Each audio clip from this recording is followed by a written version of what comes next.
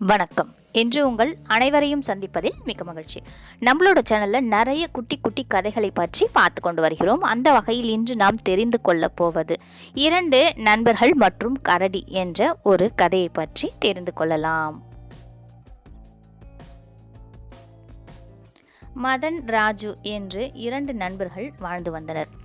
ஒரு விடுமுறை அன்று அவர்கள் இயற்கையின் அழகை ரசித்துக் கொண்டு ஒரு காட்டுக்குள் நடந்து சென்றனர். திடீரென்று கரடி ஒன்று அவர்கள் மீது வருவதை கண்டனர். அவர்கள் பயந்து போய் தன் முன்னால் வரும் கரடியை கண்டு பயந்தனர். மரம் ஏற தெரிந்த ராஜுவோ ஒரு மரத்தின் மீது வேகமாக ஓடி ஏறிக்கொண்டான். அவன் மதனை பற்றி நினைக்கவில்லை.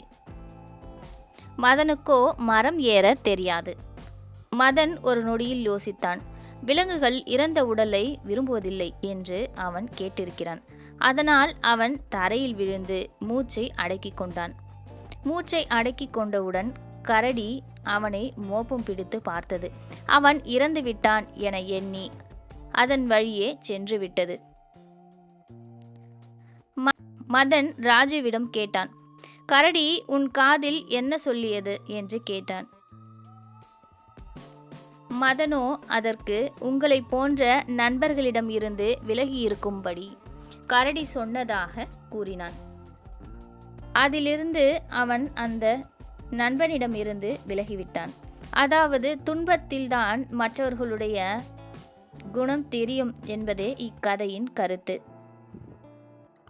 நாளை வேறொரு பதிவில் சந்திக்கலாம். நன்றி, வணக்கம்.